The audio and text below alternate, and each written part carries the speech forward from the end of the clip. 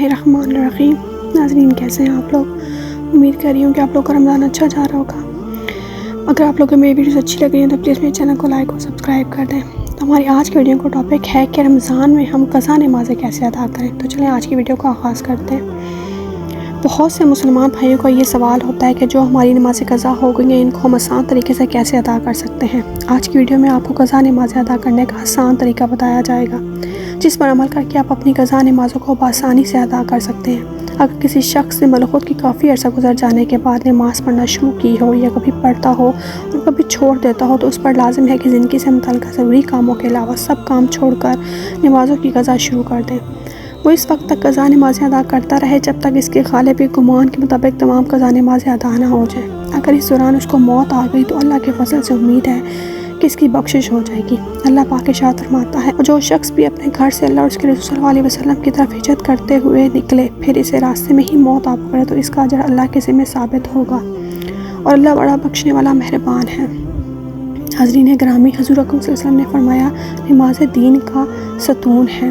گویا نماز کا قائم رکھنے والا اپنے دین کو قائم رکھنے والا ہے، اور نماز کو چھوڑ دینے والا اپنے دین کو اٹھا دینے والا ہے۔ ایک اور حدیث شریف میں ہے، جو شخص نماز چھوڑ دے وہ اللہ تعالیٰ سے ایسی حالت میں ملے گا کہ اللہ تعالیٰ اس سے سخت ناراض ہوں گے۔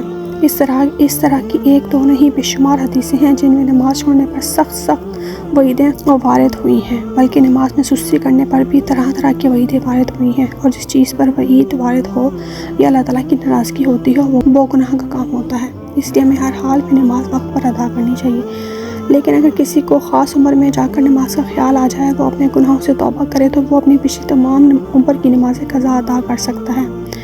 مرد و عورت کو اس وقت سے نمازیں قضا ہونے کا حساب لگانا چاہیے جس سے وہ بالغ ہوئے ہوں، لیکن اگر کسی کو اپنے بالغ ہونے کی عمر کا صحیح پتہ نہ چلے تو پھر علماء کرام نے عورت کے بالغ ہونے کی عمر 9 سال اور مرد کے بالغ ہونے کی عمر 12 سال بتائی ہے۔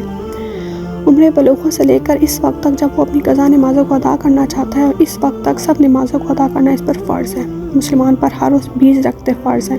قضا نمازوں میں سنتوں اور نوافل کو شمار نہیں کیا جاتا، صرف فرض اور وتروں کو ادا کیا جائے۔ فجر کی نماز کے بعد 2 فرض، ظہر کے 4 فرض، عصر کی نماز کے 4 فرض، مغرب کے 3 فرض اور عشاء کے 4 فرض اور 3 وتر کی قضا نماز ادا کی جائے گی۔ اس کے علاوہ جو سنتی اور نوافل قضا ہوں گے، ان قضا نمازوں کی نیت اس طرح کی جائے گی کہ نیت دل کی ہوتی ہے۔ اگر ہم زبان سے نیت کا اظہار کرنا چاہتے ہیں، سب سے پہلے فجر کی قضا نمازیں کے واسطے اللہ تعالیٰ کے منہ کر کعبے کی طرف اللہ اکبر۔ قضا نمازوں کے ادا کرنے کی ترتیب فجر، ظہر، عصر، مغرب اور عشاء کے فرض اور وتروں کی۔ جب بھی نیت کریں گے سب سے پہلے جو قضا ہونے والی نمازیں ہیں اس کی نیت کرتے ہیں۔ نیت اس طرح کیجیے گا، مثلا سب سے پہلی فجر جو مجھ سے قضا ہوئی اور ابھی تک اس کو ادا نہیں کیا، اس کو ادا کرتا ہوں۔ ہر نماز میں اس طرح نیت کیجیے۔ جس پر بکثرت قضا نمازیں ہیں وہ آسانی کے لیے اگر یوں بھی ادا کر دے تو جائز ہے کہ ہر رکوع اور ہر سجدے میں 3 بار سبحان ربی العظیم، سبحان ربی الاعلیٰ کی جگہ صرف 1 بار کہے، مگر یہ ہمیشہ اور ہر طرح کی نماز میں یاد رکھنا چاہیے کہ جب رکوع میں پورا پہنچ جائے اس وقت سبحان کا سین شروع کرے، اور جب عظیم کا میم ختم کر چکے اس وقت رکوع سے سر اٹھائے۔ اسی طرح سجدے میں بھی کرے۔ تخفیف تو یہ ہوئی، اور دوسری یہ کہ فرضوں کی تیسری اور چوتھی رکعت میں الحمد شریف کی جگہ فقط سبحان اللہ 3 بار کہہ کر رکوع کر لے، مگر وتر کی تینوں رکعتوں میں الحمد شریف اور سورت دونوں ضرور پڑھی جاتی ہیں۔ تیسری تخفیف یعنی کمی یہ ہے کہ فقط اخیرہ میں تشدد یعنی اتحیاتوں کے بعد دونوں درودوں اور دعا کی جگہ صرف اللہم صلی علی کہہ کر سلام پھیر دیں۔ چوتھی تخفیف یعنی کمی یہ کہ وتر کی تیسری رکعت میں دعائے قنوت کی جگہ اللہ اکبر کہہ کر فقط 1 بار یا 3 بار رب اغفر لی کہے۔ یاد رکھیے، تخفیف یعنی کمی کے اس طریقے کی عادت ہرگز نہ بنائیے۔ معمول کی نمازیں سنت کے مطابق ہی پڑھیے، اور اس میں فرائض کے واجبات کے ساتھ سنتیں اور مستحبات و آداب کی بھی رعایت کیجیے۔